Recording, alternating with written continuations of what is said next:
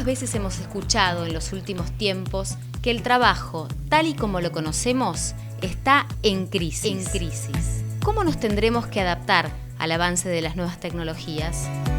¿Habrá más o menos puestos de trabajo? ¿Y para quiénes serán?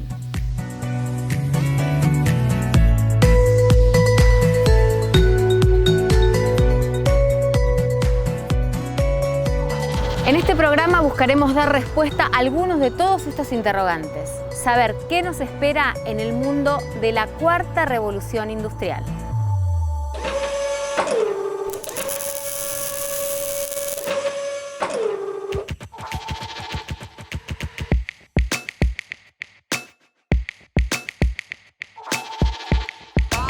Hace tiempo que el mundo lleva adelante una carrera contra los perjuicios que trae aparejado el cambio climático. Uno de ellos es el impacto que genera en el medio ambiente la utilización de combustibles fósiles. Ahora, ¿es posible utilizar ese problema como una opción para nuevos trabajos?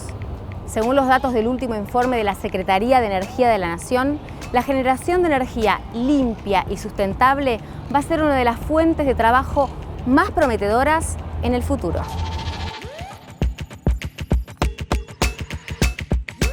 Bueno, en términos de la problemática del empleo, es algo que siempre nos llamó la atención analizar, debido a que obviamente las energías renovables siempre supimos que iban a generar una gran cantidad de puestos de trabajo, y es por eso que surgió en la ronda 2 de un programa que tenemos que se llama Programa Renovar, que son básicamente licitaciones de compra de energía. En esa ronda surgió la posibilidad de hacer una encuesta como parte de la presentación de las ofertas, es decir, con carácter de declaración jurada, hacia los proyectos del empleo que pensaban generar en principalmente el año 1, año 2 y año 3, que son los de construcción y la primera fase de lo que es la operación y mantenimiento.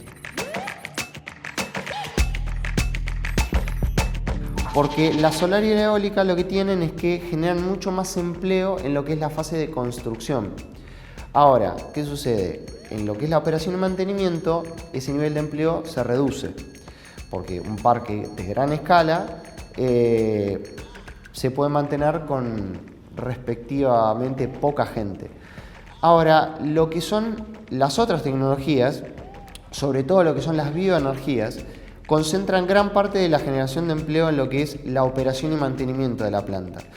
Y ahí quiero hacer una mención a que no solamente se determinó, en este informe que nosotros sacamos, tuvimos en cuenta el empleo directo que genera cada uno de estos proyectos.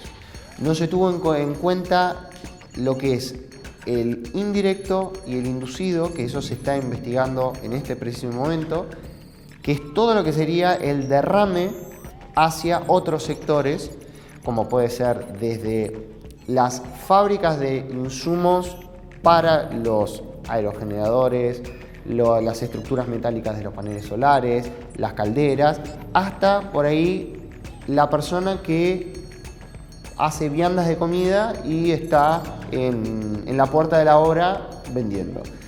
Todo eso lo estamos haciendo en este momento.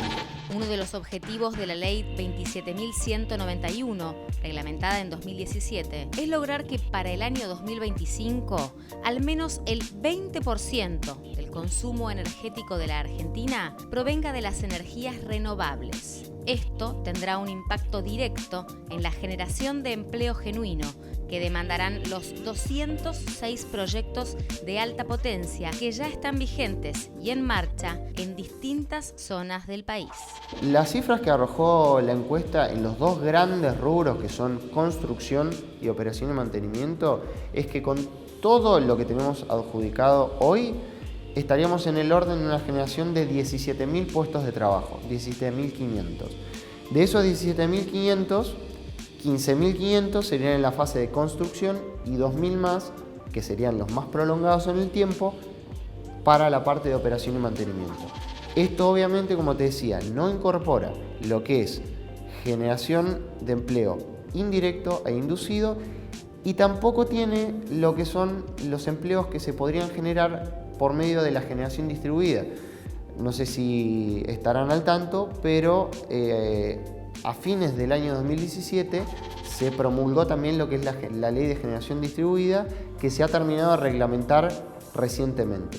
Y eso también va a generar mucho nivel de empleo en la forma de instaladores, obviamente también de provisión de mayormente paneles solares, con lo cual es una fuente de generación de empleo que hoy en día no tenemos considerada, pero apenas empiece a generarse este nuevo mercado, empezaremos a incursionar en determinar cuál será su impacto.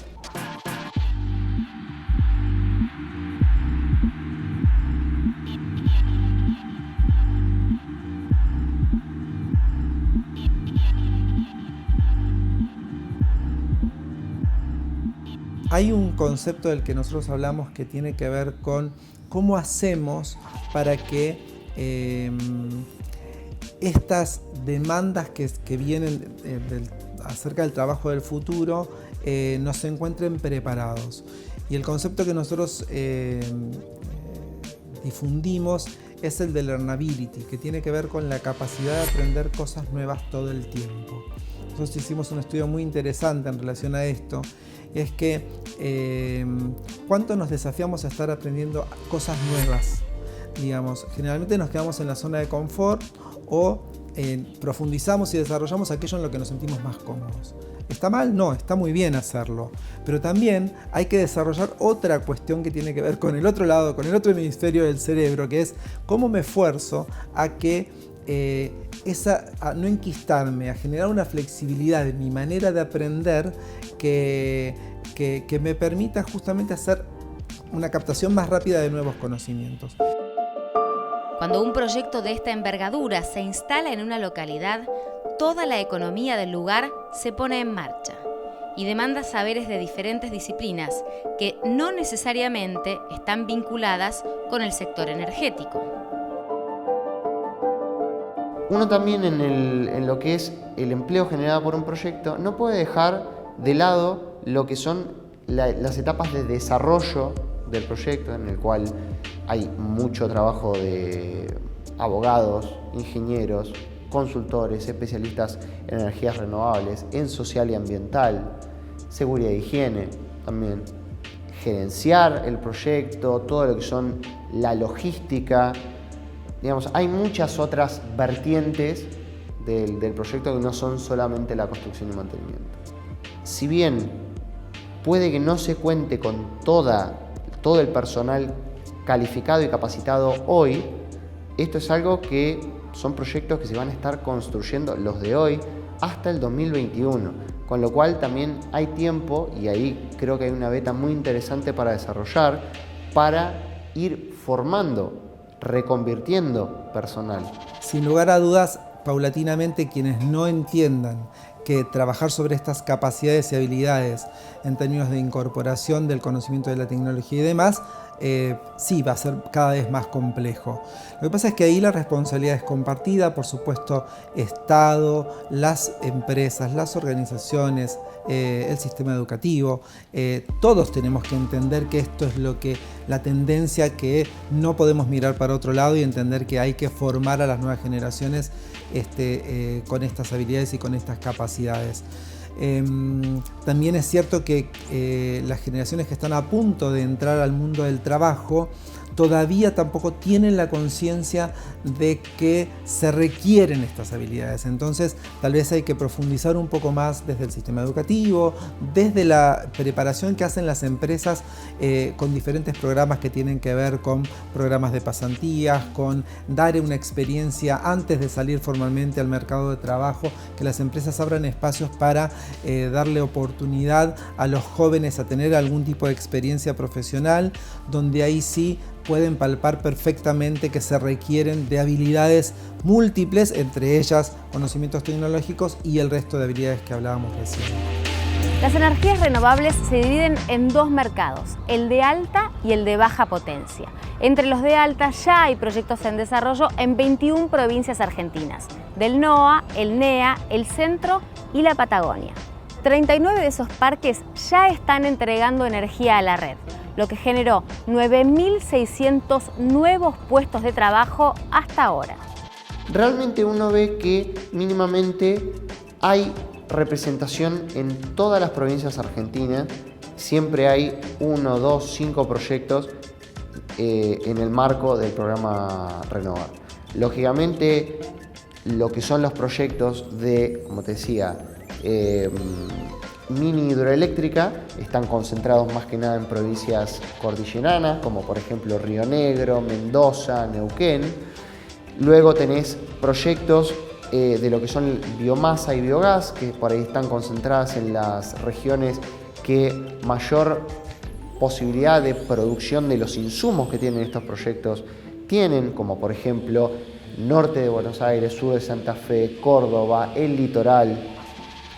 Ahora, después también hay regiones secundarias, digamos, en el cual hay proyectos que son de menor recurso, pero también se desarrollan. Hay proyectos eólicos que están en el norte del país, en La Rioja, en San Juan, y también, digamos, por ahora no tenemos proyectos solares de la mitad para abajo del país, pero también sería factible que se desarrollen.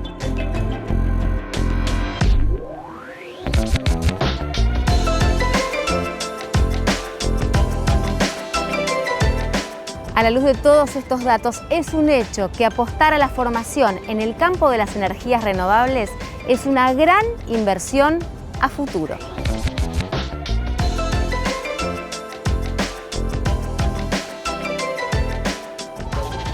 Pero existe otro sector muy diferente que, según las últimas investigaciones, también va a generar una alta demanda laboral.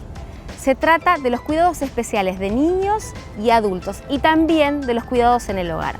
En el próximo bloque te damos más detalles.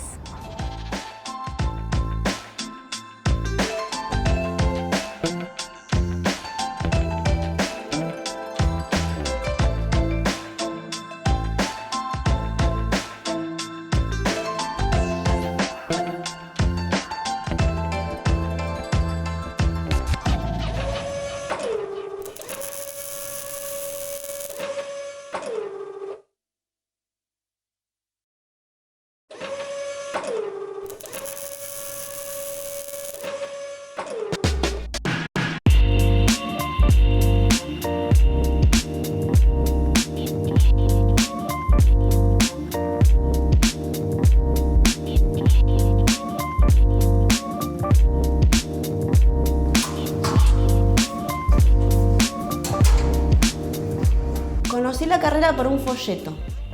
Cuando empiezo a ver en el folleto con quiénes trabajaba y cómo trabajaba, veo recursos como la relajación, el juego, las artes, el arte, lo gráfico. Y bueno, cuando lo veo me gustó, yo siempre había como un poco me había dedicado a eso, entonces me gustó y dije, bueno, esto me gusta, esto es lo mío. Yo antes era manicura y pedicura, trabajaba en peluquería, centros de estética, trabajaba muchas horas en un lugar y yo quería, como mi vocación iba por ahí, ayudar a las personas, poder ver otra cosa, esa cuestión con el padecimiento que hay a veces en las familias, bueno, ver cómo se podía colaborar ahí, tener un contacto más humano con las personas. Cuando empecé a estudiar, la verdad es que no pensé que iba a tener trabajo porque tampoco conocía a nadie que trabajara por la zona, ni alguien ejerciendo. Sabía que era algo nuevo, pensaba que no la conocía a nadie a la carrera. Pero bueno, igual seguía y en la medida en que seguía también me iba enterando o iba viendo niños o mismo las personas me decían, entonces cuando te recibas avísame que tengo un niñito para presentarte. Ese tipo de cosas y bueno, seguía. Las carreras que se enfocan en el cuidado de adultos mayores y niños revisten una importancia en la sociedad que cada vez demandará más de esos conocimientos para confiarle a esos trabajadores lo más importante que tenemos, el cuidado de nuestros seres queridos. Actualmente, los países nórdicos lideran el ranking de los países que han entendido este concepto y confían en el cuidado de las personas a expertos y profesionales. Primero no se la consideraba trabajadora, la trabajadora doméstica, se la consideraba alguien de la familia, alguien que te ayudaba, donde no había más allá de que ya del año 56 había un decreto muy antiguo, el 326/56, que era un decreto donde cubría y protegía a un sector de trabajadoras domésticas nada más, no a todos los sectores, no a todos, porque vos sabes, como bien sabes, el tema del trabajo doméstico tiene mucha variedad laboral, contratos laborales. Entonces, en ese momento, ese decreto protegía solamente a las que trabajaban 4 días, 4 horas, nada más. El resto estábamos totalmente desprotegidas y aparte había no había una inclusión social de que la trabajadora doméstica era una trabajadora, el empleador no la consideraba trabajadora, la sociedad no la consideraba trabajadora, era un sector totalmente invisible. El informe que hizo la Comisión Mundial sobre el Futuro del Trabajo y que se publicó ahora aproximadamente, fue a finales de enero, recoge la necesidad de invertir en aquellas áreas de la economía que revisten una importancia estratégica para cubrir necesidades fundamentales. Una de ellas es la economía rural. Necesitamos de la economía rural, de la producción agrícola para cubrir una necesidad tan fundamental como es la alimentación, ¿no? La otra área que defiende el informe sobre la que se debería de invertir es la economía verde, porque el cambio climático es una realidad y es necesario que los gobiernos, que las instituciones de los países se adapten para que ese cambio, para poder hacer frente a ese cambio climático, ¿no? Pero luego hay una área que es fundamental, que es el área del cuidado. El trabajo del cuidado existe a día de hoy, es una necesidad que tienen nuestras economías. La cuestión está en cómo le damos respuesta a esa necesidad que tienen nuestras economías, que es una necesidad de cuidado desde una perspectiva de trabajo decente, ¿no?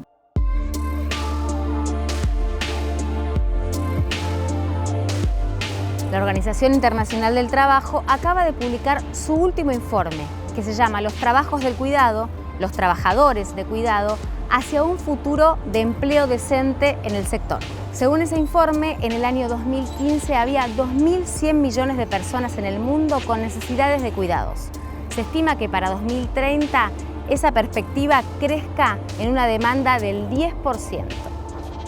Nuestras estimaciones sugieren que en 2050 una de cada 5 personas en Argentina será mayor de 65 años. Entonces hay que pensar también qué desafío plantea para el sistema de cuidados una cuestión así. Y luego hay también todo el fenómeno de los cambios en la composición de los hogares, ¿no?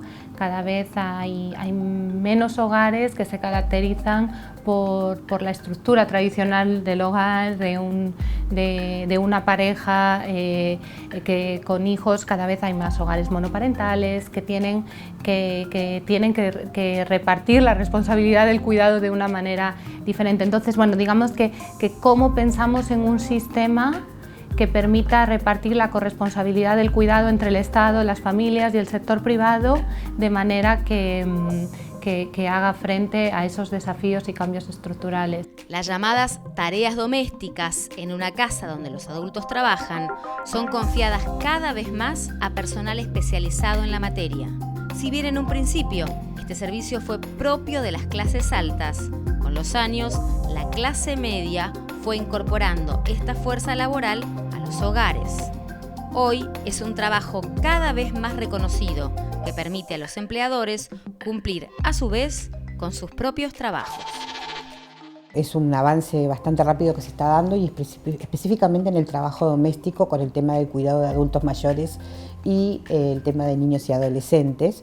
Esta escuela, cuando empezamos a trabajar en el tema de la jerarquización y sensibilización de la ley, porque consideramos que hay que jerarquizar el sector, y la profesionalización también, ¿no? Esto de que la trabajadora doméstica, como bien te dije anteriormente, sea por elección y no por una necesidad o obligación, nos pareció la idea de Lorenza, con Marta y con la comisión directiva. Marta Roncoroni es la directora de la escuela. Dijimos, bueno, ¿qué podemos hacer para jerarquizar nuestra actividad y nuestro sector? Darle más profesionalización y que las compañeras tengan la opción el día de mañana de elegir lo que quieren ser también, ¿no? Y de decirle que no siempre tenemos que quedarnos como trabajadora doméstica, que podemos seguir avanzando y que podemos ser el día de mañana una profesional. Y uno siempre dice, bueno, está parado en este sector o está parado en esto porque la vida te puso en este lugar, no porque uno quisiera estar en este lugar. Entonces, ¿de qué manera podemos cambiar nuestro futuro?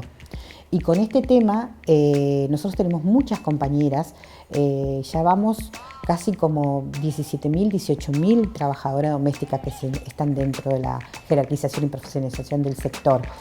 Hay que pensar en mecanismos de formación de cómo se puede utilizar esa tecnología también en el sector del cuidado. Y quizás luego también entender bien qué tipo de necesidades de cuidado va a haber. O sea, sí que sabemos que va a haber un envejecimiento demográfico y que va a haber que habrá una necesidad de capacidades para cuidar de poblaciones mayores. Pero también estamos hablando de enfermedades crónicas, ¿no? O de enfermedades como el estrés o la depresión. También hay estudios que cada vez nos hablan de que fenómenos como la depresión será la enfermedad más presente en el futuro, ¿no? Entonces, ¿qué tipo de cuidados necesitan ese tipo de enfermos? Y si la capacitación y los programas de formación que existen al sector daban respuesta a las capacidades que se necesitan para atender ese tipo de enfermedades que quizás a lo mejor no estaban tan presentes hace 20 o 15 años cuando se diseñaron esos programas de formación, ¿no? El desarrollo de robots para el cuidado de las personas mayores ya se ensaya en algunos países con claros signos de envejecimiento en su población y alto desarrollo tecnológico, como es el caso de Japón.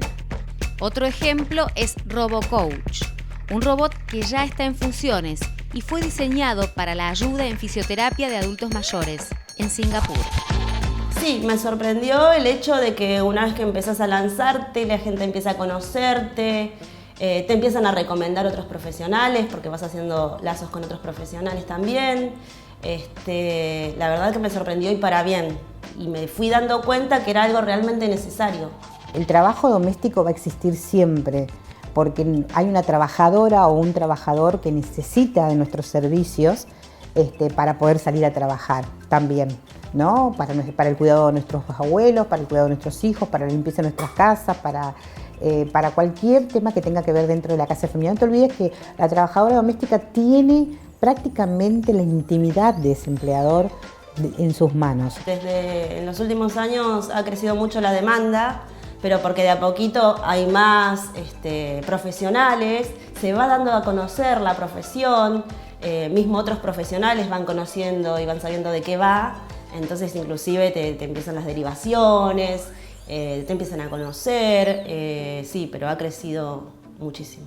Y en un futuro depende también mucho de cómo vaya evolucionando, cambiando la sociedad, pero si ya se ven este tipo de cuestiones, y es muy probable que sí, que siga haciendo falta este tipo de profesiones en donde apuntemos otra vez a vincularnos, a contactarnos, a encontrarnos humanamente. El envejecimiento demográfico de la población mundial es una de las razones por las cuales estas profesiones van a crecer en el futuro. Desde el año 2015 al 2050, la proporción de la población mundial con más de 60 años pasará de 900 millones a 2.000 millones de personas. Esto implica un crecimiento del 12 al 22%.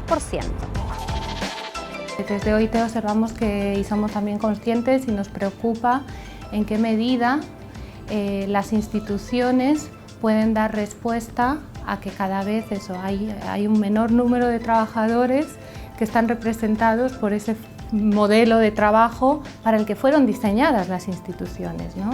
Entonces ahora desde OIT además de observar cómo evoluciona ese modelo de trabajo y de trabajador, estamos también en el proceso de diseñar y de pensar en cómo las instituciones deben de cambiar para que puedan ofrecer protección y derechos a esos trabajadores que cada vez son mayoría y que son trabajadores por cuenta propia, que son trabajadores que trabajan desde su domicilio, que son trabajadores que no necesariamente tienen un vínculo diario con otros trabajadores. Todo ese tipo de cuestiones estamos en el proceso de reflexionar acerca de cómo las instituciones pueden acompañar con una protección adecuada. Pensar en un nuevo trabajo, en las oportunidades que puede traer la demanda del personal idóneo en los próximos años. Ese es un desafío 4.0.